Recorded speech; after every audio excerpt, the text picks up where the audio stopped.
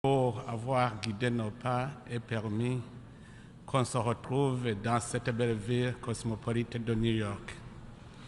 Excellence, Monsieur Denis Francis, président de la 78e session de l'Assemblée générale des Nations unies. Excellence, Mesdames, Messieurs les chefs d'État et de gouvernement, Chère Majesté, Monsieur le secrétaire général des Nations unies, distingués délégués, Mesdames, Messieurs, tout protocole observé. Permettez-moi d'exprimer mes sincères remerciements à l'endroit du pays hôte, les États-Unis d'Amérique, et de son peuple, en particulier les autorités et la population de l'État de New York, pour l'accueil très chaleureux et l'hospitalité légendaire réservée à ma propre personne et à la délégation qui m'accompagne.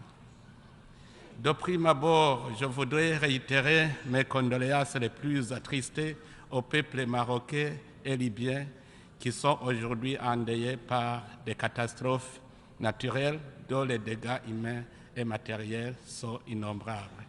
Que Dieu réconforte les familles durement éprouvées. Qu'il me soit permis d'adresser mes chaleureuses félicitations à son Excellence, M. Denis Francis, pour sa brillante élection à la présidence de la 70e session de l'Assemblée générale des Nations unies. Monsieur le Président, le Burundi vous assure de sa pleine coopération et vous adresse ses meilleurs vœux de succès dans l'exercice de votre mandat. Il me plaît également de rendre un hommage mérité à M. Saba Korossi, votre prédécesseur, pour son travail remarquable au cours de son mandat. Monsieur le Président, Excellences, Mesdames, Messieurs, l'heure est venue de reconstituer un monde paisible et favorable au progrès. Nous devons cultiver la confiance, la compréhension mutuelle et la solidarité.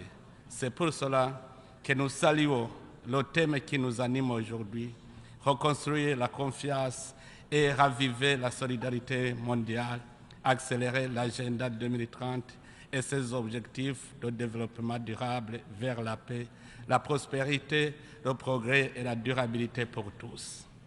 Excellences, Mesdames, Messieurs, alors que nous nous rassemblons chaque année en pareilles circonstances, et même dans d'autres circonstances aussi importantes les unes que les autres, le monde continue à être confronté à de graves menaces existentielles, devenant ainsi malheureusement de plus en plus instable et vulnérable. Alors que la confiance et la solidarité sont des valeurs qui devraient caractériser les relations entre nos États, elles sont fragilisées car nous les avons domestiquées et recréées à notre image selon nos intérêts. Nous devons les libérer pour qu'elles soient des valeurs partagées. Elles doivent retrouver leur sens originel, perdu de manière fracassante d'abord avec la colonisation et l'expansion des autres idéologies égoïstes qui veulent que les pays moins développés soient enfoncés davantage au profit des pays riches. En réalité, la colonisation a raté son tournant car elle aurait pu créer une solidarité par la rencontre des cultures et des savoir-faire et par un partenariat mutuellement bénéfique à la place d'un partenariat de dépendance. La confiance et la solidarité ont ensuite perdu leur sens premier avec les effets du néocolonialisme caractérisé par l'ingérence multiforme dans les affaires intérieures des États en développement, par l'injuste rémunération des matières premières et par les fortes exigences imposées par les institutions de Bretton Woods, de l'aide au développement ainsi appelée il y a quelques années, au partenariat pour le développement aujourd'hui en usage, les termes prolifèrent mais semblent être tous autant imprégnés de mauvaise foi. Effectivement, les termes prolifèrent pour voiler cette hypocrisie alors que les ressources mises en action pour espérer des rendements économiques susceptibles d'assurer la relance, elles regressent. Il est important aujourd'hui, Monsieur le Président, de transcender les besoins et les intérêts des États qui sont souvent divergents, voire difficilement conciliables. La solidarité internationale doit veiller à ce que tous les pays puissent interagir entre eux sur un même pied d'égalité. La solidarité internationale que nous souhaitons ne cherche pas à homogénéiser, mais plutôt à être une passerelle entre les différences et même les divergences reliant les uns aux autres par des relations mutuellement respectueuses et bénéfiques. Monsieur le Président, Excellences, Mesdames, Messieurs, la confiance et la solidarité devraient être le socle sur lequel s'épanouissent les relations internationales exemptes d'inégalités et de conflits. C'est par ailleurs à cette fin qu'au Burundi, nous nous attelons d'abord au niveau national à cultiver et à renforcer cet idéal au sein de notre peuple. Ainsi, après des années d'instabilité, le processus de vérité et de réconciliation entamé au Burundi porte aujourd'hui des fruits remarquables, car les Burundais sont désormais animés d'un même idéal dans la poursuite des objectifs du développement durable. C'est à ce titre que nous appelons les pays amis et partenaires à accompagner l'action du gouvernement burundais et nous encourageons vivement les investissements étrangers. Cependant, le triste constat est que l'aide publique au développement, qui devrait appuyer les efforts du gouvernement à la recherche du bien-être des citoyens, s'est peu à peu effondré au profit des financements destinés aux acteurs non étatiques servant les intérêts géopolitiques et économiques inavoués de certains États bailleurs. La solidarité internationale devrait, dans l'évidence, inciter les pays développés à contribuer concrètement aux efforts de développement socio-économique des pays les moins avancés. La morale dans Dicto Kirundi, Nautungira Muboro, qui signifie que la prospérité n'est durable que si elle est partagée, nous rappelle qu'investir pour la prospérité de son prochain, c'est garantir véritablement la sécurité et la durabilité du progrès de soi. Cela souligne, Monsieur le Président, l'urgence de repasser et de renforcer le partenariat mondial qui passe, à notre avis, par l'allègement de la dette, l'augmentation substantielle des ressources consacrées à la lutte contre la pauvreté, le renforcement de la coopération sud-sud, le partage des technologies et de l'innovation, ainsi que l'élargissement des accords commerciaux. Excellences, Mesdames, Messieurs, malgré tous ces défis, le Burundi reste déterminé et nous sommes confiants que cette Assemblée générale contribuera à restaurer la confiance envers mon pays et impulsera un renouveau en ce qui concerne la solidarité internationale. Le gouvernement et le peuple burundais ont une réelle et ferme détermination à optimiser les dividendes de la paix et de la réconciliation si chèrement acquises. Pour cela, notre cheval de bataille est la promotion de la bonne gouvernance et la lutte contre toute forme d'injustice. En effet, nous nous sommes engagés dans un combat sans relâche pour la bonne gestion de la chose publique et grâce à cette lutte acharnée, le Burundi a fait des progrès significatifs en matière de démocratie, de bonne gouvernance et d'amélioration du climat des affaires, devenant ainsi un lieu sûr pour les opportunités d'investissement et d'activités économiques diverses. En plus de cela, des efforts considérables sont consentis dans les secteurs de production qui sont créateurs d'emplois de masse et porteurs de croissance. Dans ce cadre, mon gouvernement s'efforce de valoriser particulièrement le secteur agricole qui mobilise une grande partie de la population burundaise. C'est pour cela que nous avons pris la décision de financer le secteur agricole par le biais du programme national de subvention agricole qui subventionne les fertilisants, les semences sélectionnées et les produits phytosanitaires. Notre action porte également sur le développement de la recherche dans le secteur agricole, la mécanisation et l'utilisation des technologies avancées pour la transformation agroalimentaire ainsi que les infrastructures rurales. Pour ce faire, un pacte national pour l'agriculture a été élaboré et mis en place de 2 agropoles autour de 4 filières rentables dans une courte période, ainsi qu'une zone spéciale industrielle agricole. Nous voulons impliquer sur ce front les opérateurs économiques burundais et les investisseurs étrangers. Dans ce cadre, et pour mettre en œuvre ce plan, les réglementations appropriées du nouveau Code des investissements sont aujourd'hui très attrayantes. Compte tenu de son climat favorable à l'agriculture toute l'année, l'abondance de la main-d'œuvre et la fertilité exceptionnelle de son sol, le Burundi est la meilleure destination pour quiconque souhaite investir dans le secteur agricole. Excellences, Mesdames, Messieurs, dans d'autres secteurs, mon gouvernement vient de mettre à jour le Code des miniers afin de créer un environnement favorable aux investisseurs dans ce secteur dont le potentiel abondant en minerais demeure sous-exploité.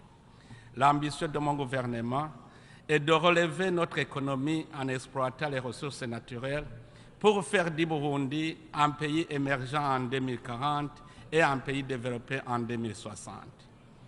Pour gagner notre pari, nous mettons en avant-garde les jeunes et les femmes qui sont de réels acteurs du développement socio-économique à travers la promotion de l'entrepreneuriat, l'innovation et l'esprit de créativité.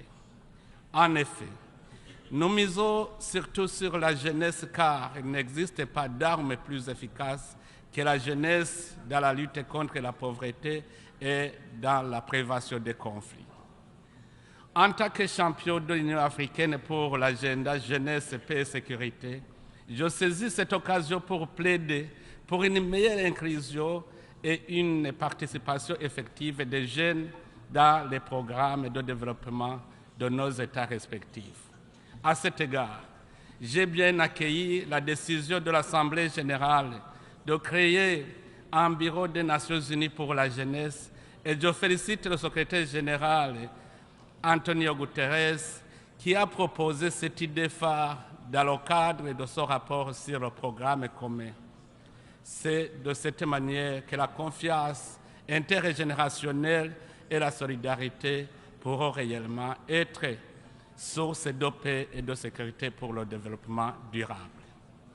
Partisan de la non-discrimination des jeunes et des femmes, le gouvernement burundais a fait le choix de mettre à profit leurs nombreux talents et connaissances et de promouvoir leur autonomisation économique. Ainsi, dans la volonté d'accélérer la mise en œuvre de l'agenda 2030, la gratuité scolaire au Burundi depuis 2005 a permis à la fille burundaise d'avoir le droit à une éducation de qualité et à se préparer ainsi à la participation active dans la vie nationale. Depuis 2 décennies, le Burundi a amélioré les rapports hommes-femmes dans l'arène politique en fixant à au moins 30% la représentation de la femme à l'Assemblée nationale et au Sénat, et ce taux avoisine aujourd'hui 50% au Parlement et au gouvernement et dans les postes de responsabilité. Désiré de ne pas laisser personne derrière dans son élan de développement socio-économique, le gouvernement du Burundi ne ménage aucun effort pour promouvoir l'émancipation et l'autonomisation de tous les groupes spécifiques de sa population. Dans cette optique, la communauté des Batwa, longtemps victime de la discrimination, bénéficie aujourd'hui d'une politique de discrimination positive dans les systèmes éducatifs et de santé et de l'habitat. La gratuité des soins de santé pour les enfants et les femmes enceintes a également contribué à l'amélioration des conditions de vie des femmes en général et des familles battois en particulier. Monsieur le Président, Excellences, Mesdames, Messieurs, j'ai pris mon temps pour vous relater la situation de mon pays pour vous montrer que le Burundi est bien remis sur les rails, ce qui lui vaut sa place au concert des nations. C'est un pays qui vient de surmonter les situations difficiles de son histoire, mais qui dispose de tous les atouts pour aller très loin dans le développement. En réalité, si aujourd'hui le Burundi est une charge pour des partenaires au développement, demain la situation pourra changer si on parvient à obtenir un capital de démarrage conséquent pour sortir définitivement de la catégorie des pays moins avancés. Monsieur le Président, Excellences, Mesdames, Messieurs, nous voulons un monde meilleur, mais celui-ci se heurte à de multiples conflits auxquels nous devons opposer collectivement unité et fraternité. Des pays en difficulté ont besoin de nous tous. C'est donc dans un esprit de solidarité qu'au sein de la communauté est-africaine que je préside, nous avons initié une série d'actions en vue du retour à la paix et à la sécurité dans l'Est de la République démocratique du Congo. Le Burundi participe également aux opérations de maintien de la paix et de la lutte contre le terrorisme en République centrafricaine et en Somalie, ce qui témoigne de la volonté du peuple burundais à contribuer dans l'avènement d'un monde meilleur et plus solidaire. Ainsi, en réitérant mon appel à la solidarité internationale pour la pacification de l'Est de la République du Congo, le Burundi réaffirme son soutien indéfectible au processus de paix de Luanda et de Nairobi, ainsi qu'à l'accord cadre pour la paix, la sécurité et la coopération pour la République démocratique du Congo et la région, dont le mécanisme régional de suivi est présidé par le Burundi. À ce sujet, si nous insistons sur la restauration de la confiance entre les États, nous devrions parvenir ensemble à condamner certains péchés en eau trouble qui attisent les conflits et livrent à la déstabilisation d'autres États. Osons le dire, l'instabilité politico-sécuritaire des pays du Sud, surtout en Afrique, vient de la volonté des puissances qui veulent guider les politiques intérieures des pays en développement. L'Afrique en particulier, étant devenue le terrain d'affrontement géopolitique de grandes puissances, elle enregistre toujours des années de retard en temps de développement économique. Et c'est ce déficit économique qui devient la cause des conflits internes qui enfonce encore nos pays dans l'extrême pauvreté. En même temps que nous nous insurgeons contre les ingérences extérieures dans les affaires des États, nous condamnons aussi la résurgence des changements anticonstitutionnels des pouvoirs qui constituent un sérieux revers au niveau des acquis démocratiques enregistrés depuis plusieurs années en Afrique et dans le monde. L'ordre constitutionnel et l'état de droit doivent primer avant tout.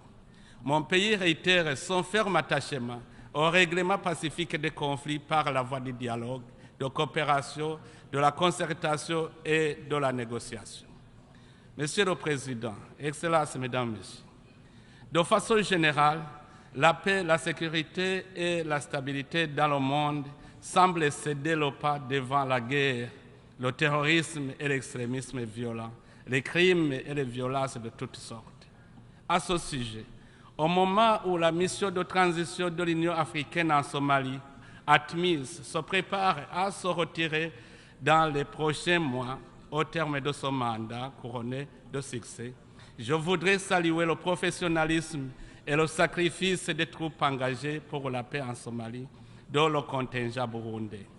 Je saisis cette occasion aussi pour attirer l'attention de la communauté internationale sur les conséquences de la clôture hâtive de cette mission, ce qui risque de donner l'occasion aux groupes terroristes de se renforcer. Monsieur le Président, concernant la crise climatique, je salue les engagements déjà pris par les États, notamment à travers les différentes consultations internationales sur la question climatique pour réduire les émissions de gaz à effet de serre et pour financer la protection de l'environnement, la résilience climatique et la transition verte des pays moins pollueurs.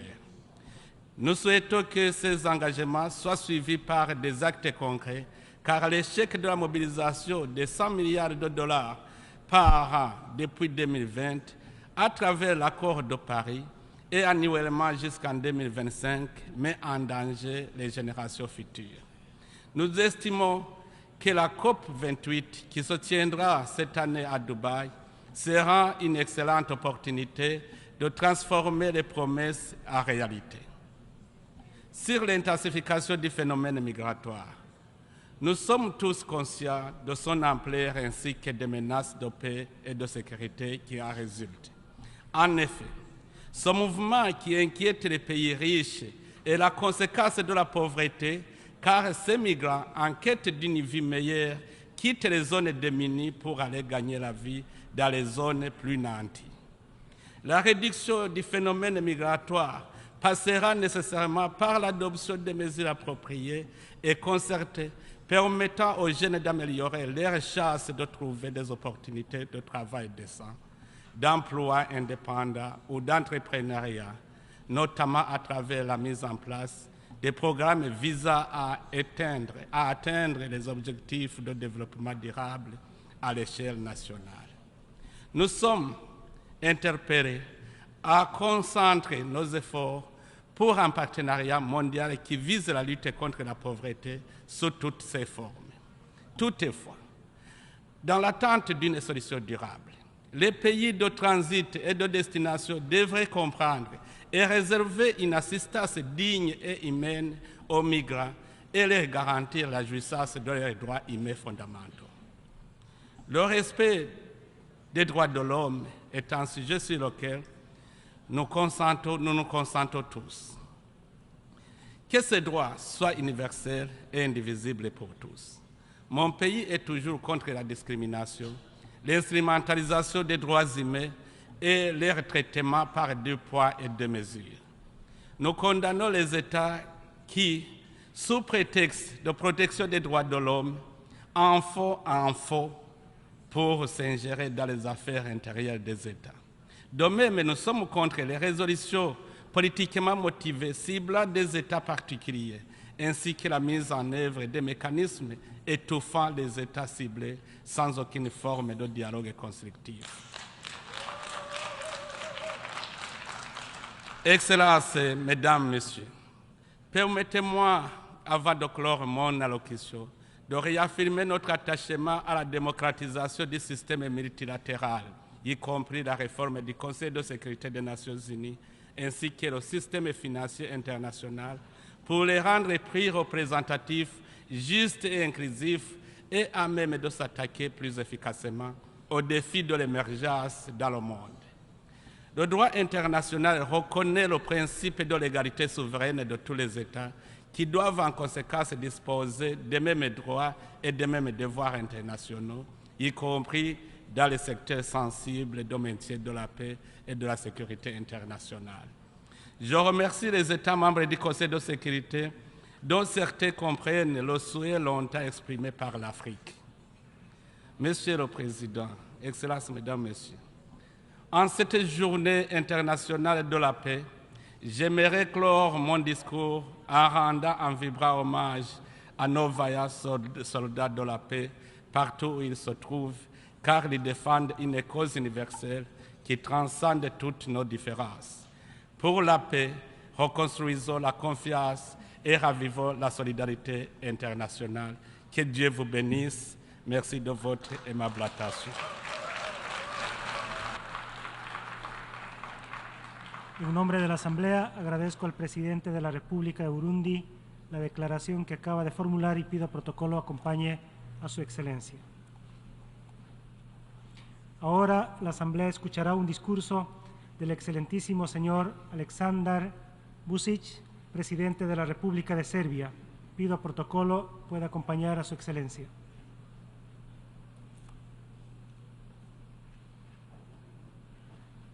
En nombre de la Asamblea General, tengo el honor de dar la bienvenida al excelentísimo señor Aleksandar Vučić, presidente de la República de Serbia, y lo invito a dirigirse a esta Asamblea General.